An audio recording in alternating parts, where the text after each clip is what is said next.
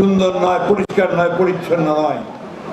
বারবার এখানে মানুষেরা, গণমানুষেরা পরিবর্তনের জন্য লড়াই করেছে, যুদ্ধ হয়েছে, প্রাণ দিয়েছে, পরিবর্তন আনার চেষ্টা করেছে, কিন্তু দুর্ভাগ্যক্রমে পরিবর্তন আসেনি। যে একটা হতাশাবাদী গোষ্ঠী আছে, তারা সারাক্ষণ হতাশ হয়ে যায় এবং তারা বিভিন্নভাবে এই সমাজকে আবার আপনার অস্থির করে রাখতে চায়। আমি কোনো নির্দিষ্ট দল ব্যক্তির কথা বলতে চাই না, শুধু বলতে চাই যে আমাদের যে মূল জায়গাটা 1971 সালের স্বাধীনতা যুদ্ধ, আমাদের যে স্বকীয়তা, আমাদের যে স্বাতন্ত্র্য, আমাদের যে পরিচয় যে আমরা বাংলাদেশি, এই কথাটা আমাদের সবার আগে মনে রাখতে হবে। আমরা এমনি স্বাধীনতা পাইনি, যুদ্ধ করেছি 9 মাস, এই যুদ্ধ করে আমরা স্বাধীনতা নিয়ে এসেছি, তাই না? আবার গণতন্ত্র ফিরে পেয়েছি এমনি পাইনি, আমরা লড়াই করে, যুদ্ধ করে, বুকে রক্ত দিয়েই আমরা কিন্তু এই গণতন্ত্র ফিরিয়ে এনেছি। এটাকে রক্ষা করতে হবে।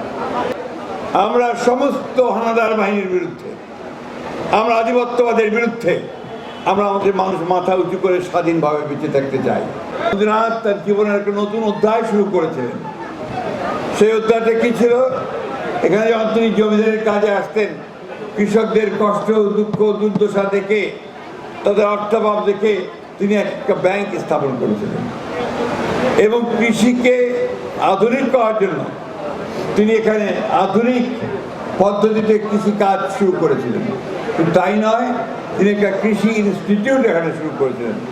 এটা তার জীবনের সঙ্গে, তার কাজের সঙ্গে, তার কবিতার সঙ্গে একটু বাইরের ব্যাপার ছিল এবং আমি তখন কৃষি প্রতিবন্ধী ছিলাম, যে কারণে আমি রাজি হয়েছি।